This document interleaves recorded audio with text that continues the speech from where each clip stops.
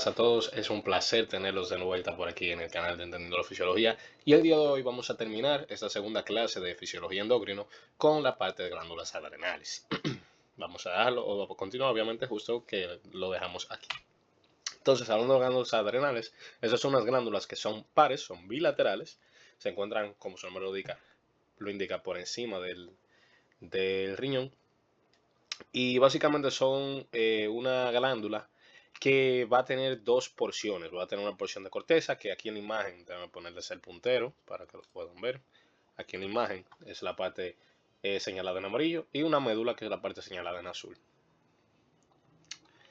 Aquí principalmente vamos a tener que se sintetizan hormonas esteroideas y catecolaminas, siendo las hormonas esteroideas pertenecientes a la corteza y las hormonas de tipo catecolamina pertenecientes a la médula.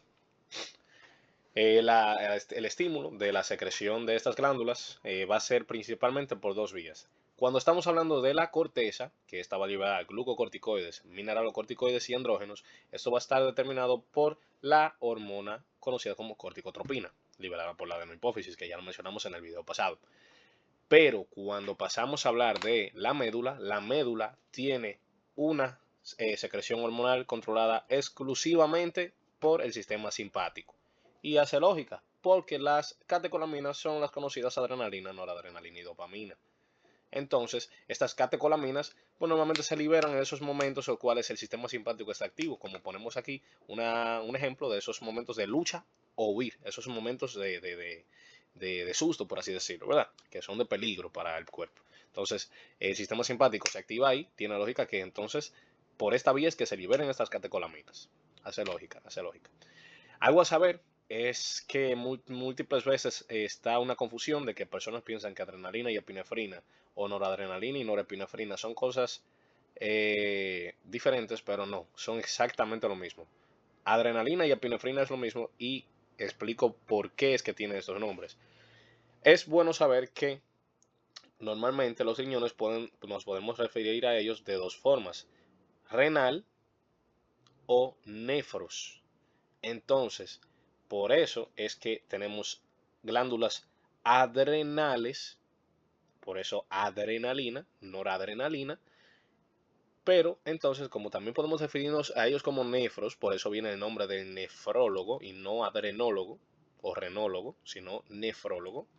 Entonces por eso epinefrina, norepinefrina y epi porque viene de la glándula suprarrenal, ¿verdad? Que está arriba.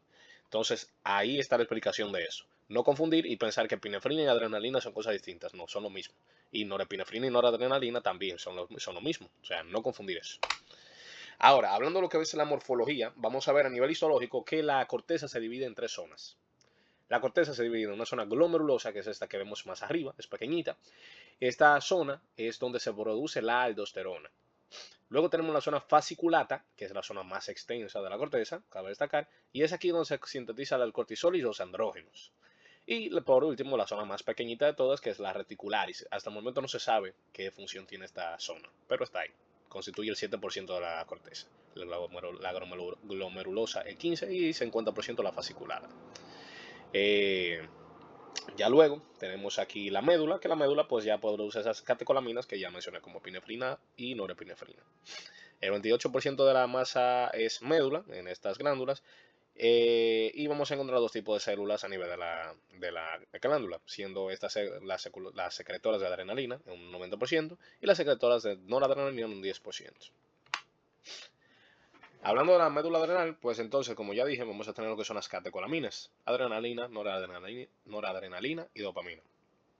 No suelen durar mucho en sangre, pues tienen una vida media baja, como de 2 minutos aproximadamente, y alrededor del 50% de estas catecolaminas aparecen en la orina como metanefrina o normetanefrina.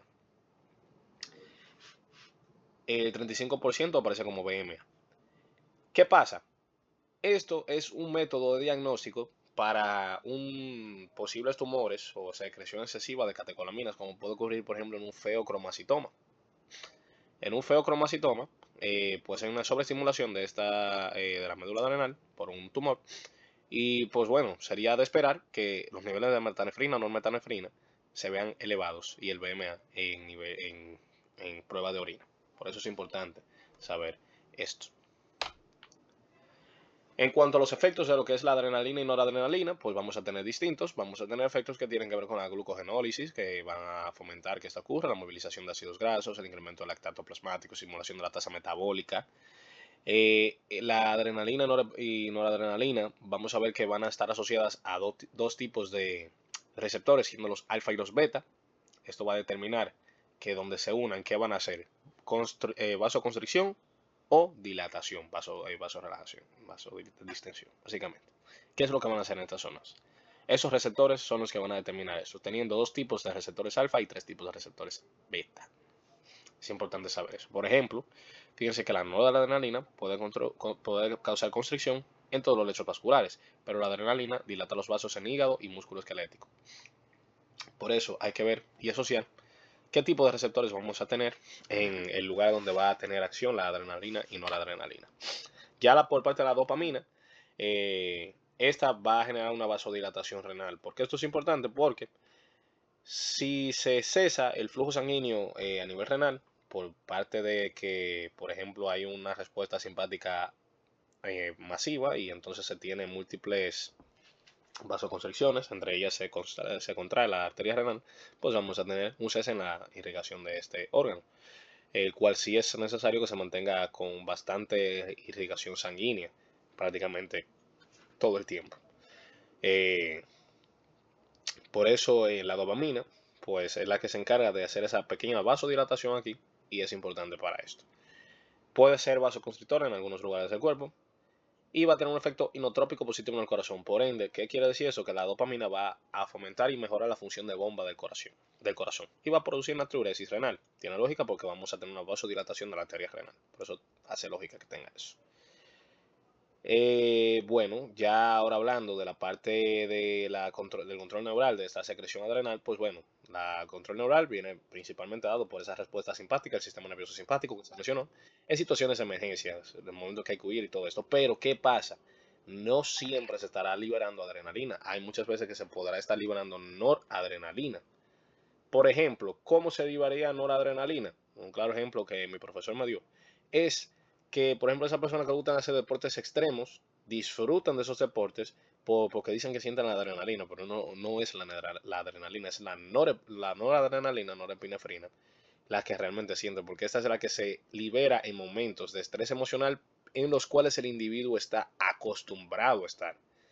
¿Cómo aumenta la secreción de adrenalina? Si, por ejemplo, el paracaidista que le encanta mucho tirarse de grandes alturas, pues bueno, a mitad de estar en el aire con el paracaídas abierto, se rompe el paracaídas. Ahí vamos a tener una secreción de adrenalina, porque ya ahí es un estado, ¿verdad?, de estrés emocional, pero al cual no va a estar acostumbrado y necesita o reconoce como peligro. Ahora, hablando de la corteza adrenal, que aquí dijimos que vamos a tener principalmente esteroides, pues bueno, aquí vamos a tener dos tipos que son los que tienen 19 carbonos o 21 carbonos. Los de 19 carbonos van a ser esteroides que tienen actividad androgénica. Básicamente lo que tienen actividad con lo que viene siendo las hormonas sexuales. Y los 21 carbonos van a ser mineralocorticoides y glucocorticoides, siendo respectivamente los mineralocorticoides los responsables de aumentar lo que es la reabsorción de sodio y agua y excreción de potasio. En otras palabras, básicamente ahí estamos hablando de la aldosterona, ¿verdad? Y los glucocorticoides que predominan efectos sobre el metabolismo de glucosa y proteínas. En cuanto a los esteroides secretados, pues ya dije, mineralocorticoides, aldosterona. Glucocorticoides, ahí tenemos el cortisol y corticosterona. Y en los andrógenos tenemos dehidropeindrosterona y androstenodiona. Esta imagen básicamente muestra cómo el colesterol, ese anillo de colesterol que vemos aquí, cómo básicamente se va transformando dependiendo ¿verdad? La ruta a la cual vaya a tomar. El fin de esta imagen es que vean que a partir de lo que es la pregnenolona es que se pueden diferenciar por las diversas rutas a la hormona correspondiente. Por ejemplo, si podemos por aquí, vamos a llegar hacia la vía de la corticosterona. Pero si vamos por aquí, vamos a tener la dihidroepiandrosterona para transformarse en androstenidiona, que puede pasar a ser testosterona o estradiol. A su vez también podemos tener el cortisol y demás. ¿Qué otra parte es importante de esto? Que existen enfermedades que pueden afectar diversas enzimas a las cuales están involucradas en esos procesos, como por ejemplo la 11-deoxicortisol. Si hay un déficit de esta hormona, vamos a tener un déficit en la producción cortisol. ¿Qué pasa cuando tenemos este déficit en esta producción de cortisol? Lo que puede ocurrir es que básicamente el encargado de que ocurra la retroalimentación negativa para la hormona conocida como corticotropina, o más bien esto actuaría directo en la hormona liberadora de corticotropina en el hipotálamo, es el cortisol. Si no hay liberación de cortisol, se pueden estar liberando en cantidades industriales las demás hormonas que no va a entonces, pero no va a parar la producción de los factores liberadores y por ende de la corticotropina. Por eso es importante esos niveles de cortisol, porque si no, pues entonces vamos a tener un grave problema. Eso incluso puede llevar a la masculinización del sexo femenino por una sobreestimulación y producción de andrógenos. Aquí se ve cómo se produce básicamente la aldosterona. No me voy a frenar mucho en esta parte, pero era para que vieran cómo ocurre todo esto. Aquí podemos ver una pequeña tabla de la actividad de glucocorticoides o mineralocorticoides de diversas hormonas, viéndose una clara dominancia en la actividad mineralocorticoide de parte de la aldosterona. En la parte de los glucocorticoides, pues la dexametasona pues tiene una mayor actividad. Todo eso comparado con el cortisol, ¿verdad? Que viene siendo la hormona de base, la hormona que estamos comparando.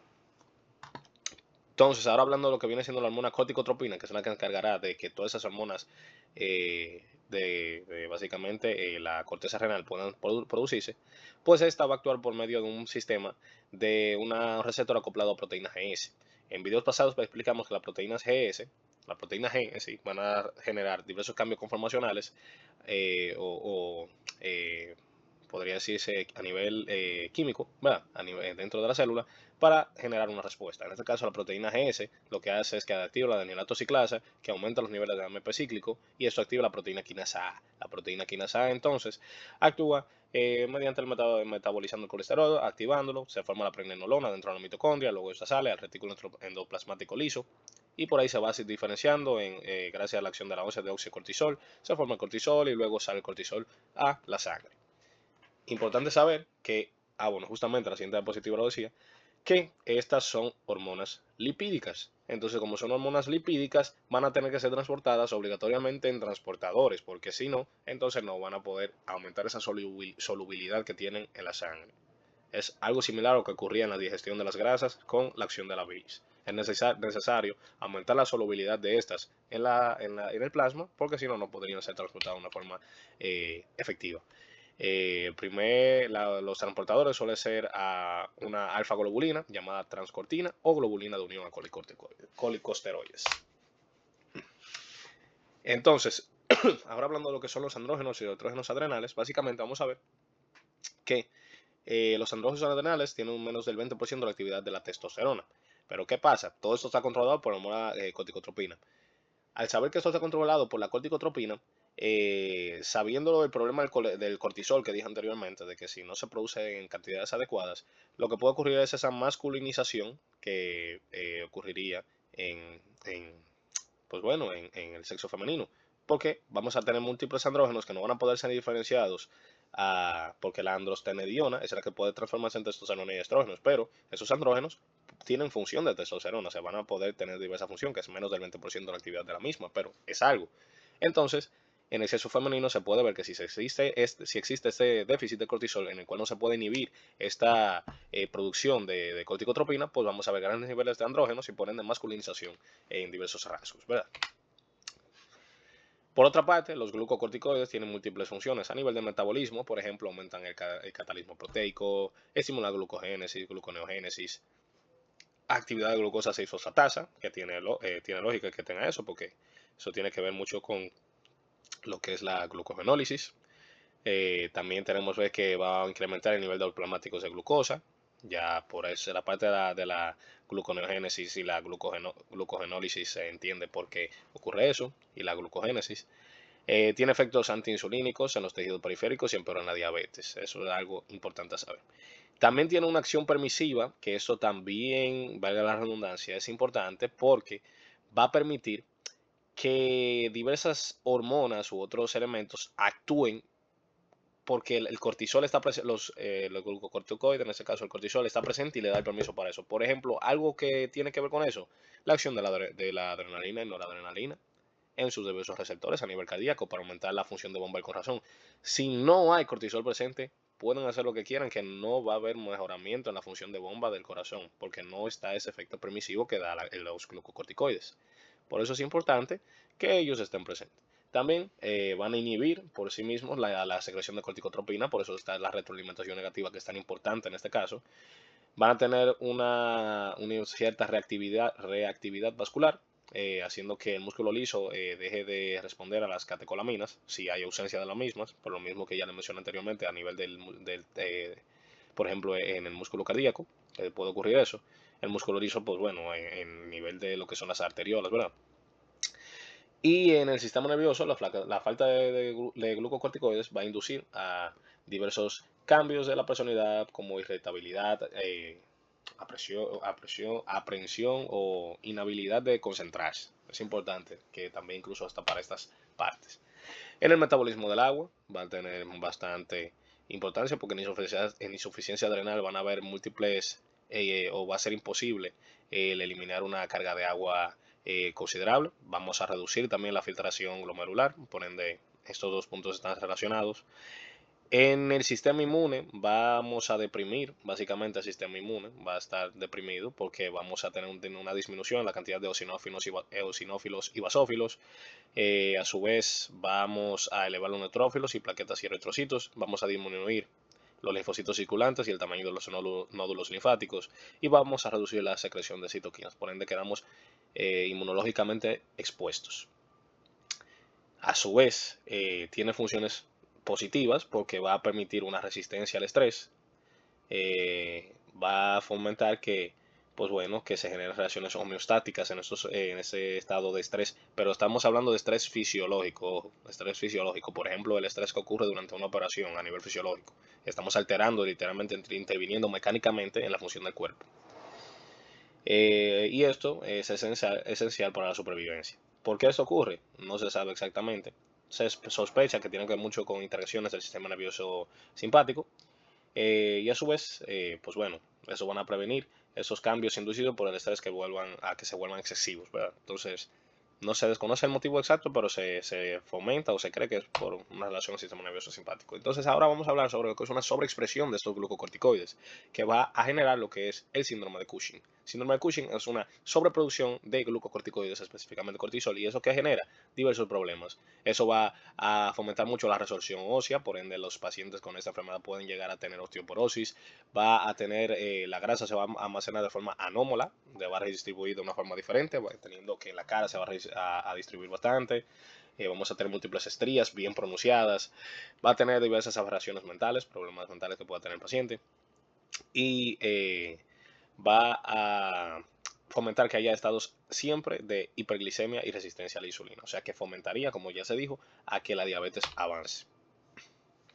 Esto también inhibe el efecto inflamatorio y antialérgico, ya que ya se mencionó en la parte del sistema inmune que va a deprimir el sistema inmune, por ende la parte de acción de histamina, todo eso va a estar disminuido.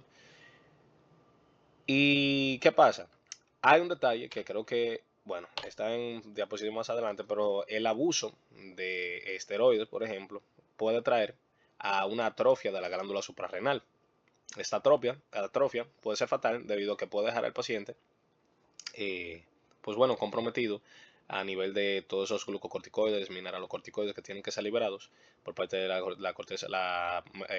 glándula suprarrenal, y va a tener que depender de estas dosis de esteroides. Por eso normalmente cuando se recetan esteroides, se recetan y para quitar ya, cuando el paciente tiene que ya dejar de tenerlo, las dosis se van, valga la redundancia, dosificando en menor medida para que si empezó con 3 pastillas al día, luego se reduce a 2, luego se reduce a 1 y ya luego no toma ninguna. Para así hacer que la glándula suprarrenal pueda volver a trabajar de una manera correcta sin tener complicaciones luego de cortar el suministro exógeno de estos esteroides que naturalmente el cuerpo produce, ¿verdad? Vamos a tener otros efectos que altas dosis van a inhibir el crecimiento, van a reducir la secreción de hormona de crecimiento, van a reducir la secreción de hormona estimulante de tiroides también. O sea que vamos a tener múltiples problemas metabólicos en altas dosis. Por otra parte, que esto es la parte buena, ¿verdad? Acelera la maduración del surfactante pulmonar, muy importante para la respiración. Algo también a saber es que vamos a tener van a aumentar la secreción basal en momentos de estrés cuando se libere la corticotropina. Tiene lógica, porque esa es la que va a liberar el cortisol en esos momentos de estrés. Por otra parte, la angiotensina 2 solo induce la secreción de aldosterona, es un mineralocorticoide. Esta va a fomentar lo que es la secreción de aldosterona, ya lo explicamos en el módulo de renal. Por otra parte, la corticotropina incrementa la sensibilidad del adrenal de las dosis subsecuentes de la misma hormona y de igual forma hay respuesta disminuida luego de un tiempo sin estímulo de la corticotropina.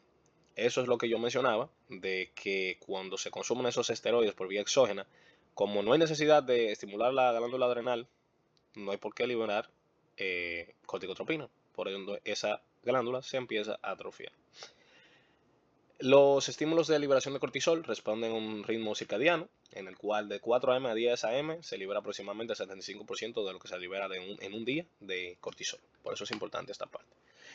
Aquí podemos ver, igual que en el video pasado, como planteamos la hormona de crecimiento. En ese vemos cómo la corticotropina actúa, que se libera primero en el hipotálamo la hormona liberadora de corticotropina, luego en la hipófisis la corticotropina y luego esa actúa sobre la glándula suprarrenal. Y la que hace la retroalimentación negativa es el cortisol, inhibiendo la liberación de la hormona liberadora de corticotropina. Aquí se menciona el peligro de la supresión adrenal cuando se usa por periodos prolongados glucocorticoides de forma exógena, esteroides de forma exógena, y lo que puede ocurrir es esto. Fíjense que cuando se corta la suspensión cuando se corta la suplementación exógena de glucocorticoides, esteroides, lo que ocurre es que ahí entonces la hipófisis empieza a liberar la corticotropina en altos niveles. Este tiempo está en meses. Fíjense cómo la glándula suprarrenal ni le hace caso cuando van aumentando esos niveles. Van aumentando, van a pasar aproximadamente 6 meses y en los 6 meses es que la glándula suprarrenal empieza a secretar un poco de cortisol, pero ni siquiera a niveles normales. Es al 10º mes que realmente empieza, cuando ya realmente en este tiempo probablemente las consecuencias fueron pues básicamente devastadoras por esa ausencia de cortisol. Por eso es importante saber eso. Ahora hablando de los efectos de los mineralocorticoides, ya se dijo, estos van a aumentar la retención de sodio. Como el agua se mueve por ósmosis, pues vamos a tener un aumento en el volumen del líquido extracelular y pues bueno, en el riñón van a aumentar la excreción de potasio también. Aquí podemos ver diversos estímulos que fomentan la secreción de glucocorticoides, como cirugías, ansiedad, trauma físico y hemorragia, y estímulos que inhiben esto, como potasio A, una toma alta de potasio, niveles bajos de sodio, constricción de la vena cava inferior en el tórax, estar parado. O sea, hay bastantes razones, Aquí podemos ver lo que viene haciendo el sistema de la aldosterona. No me voy a parar mucho aquí, en el sistema angiotensina, renina, angiotensina, aldosterona, porque ya lo explicamos bastante, pero básicamente la renina se sintetiza en el riñón, en las células extraglomerulares. Entonces esta básicamente tiran la renina, sacan la renina, entonces la renina básicamente se transforma el angiotensinógeno, angiotensina 1, la angiotensina 1 va hacia los pulmones por la enzima convertidora de angiotensina, se transforma en angiotensina 2 y en la corteza renal entonces la angiotensina 2 manda a que se secrete aldosterona. Pues bueno, esto fue todo por el video de hoy, espero que la hayan pasado muy bien y nos vemos en la próxima entrega.